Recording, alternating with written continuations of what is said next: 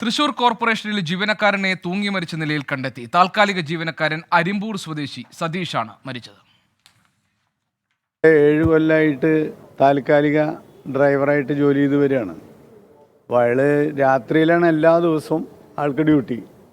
Squad പോകുന്ന വണ്ടിയിലാണ് പോവുക. അപ്പോൾ ഇന്നലെ ജോലിക്ക് വന്നു. പിന്നെ കുറച്ച് കഴിഞ്ഞ് കാലത്ത് ഇട്ടിട്ടും ആളെ വീട്ടിൽ കാണാനില്ല, വീട്ടിൽ വന്നിട്ടില്ല. അപ്പോൾ ഭാര്യ എല്ലായിടത്തേക്കും വിളിയായി ആകെ അന്വേഷണമായി. അത് കഴിഞ്ഞ് ഇവിടുത്തെ നമ്മുടെ സെക്യൂരിറ്റി ആയിട്ടുള്ള തിലകേട്ടനും ഇവിടുത്തെ ഒരു ഡ്രൈവറായിട്ടുള്ള ഇദ്ദേഹം കൂടി അവിടെ റൂമിൽ നോക്കിയപ്പോഴാണ്. സൂരജ് സജി ഉണ്ട് വിവരങ്ങൾ നൽകാൻ. സൂരജ്, എന്താണ് ഈ താൽക്കാലിക ജീവനക്കാരൻ, കോർപ്പറേഷനിലെ ജീവനക്കാരൻ തൂങ്ങി മരിക്കാനിടയായ സാഹചര്യം? സഹപ്രവർത്തകർ എന്താണ് പറയുന്നത്?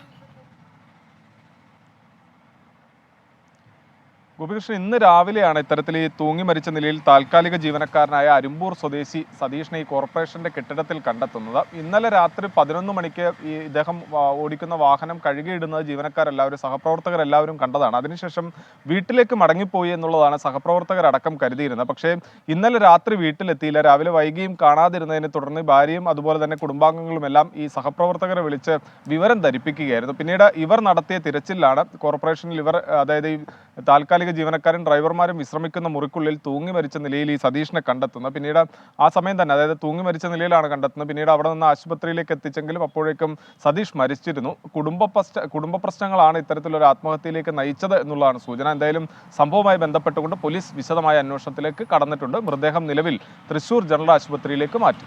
ശരി സൂരജ്.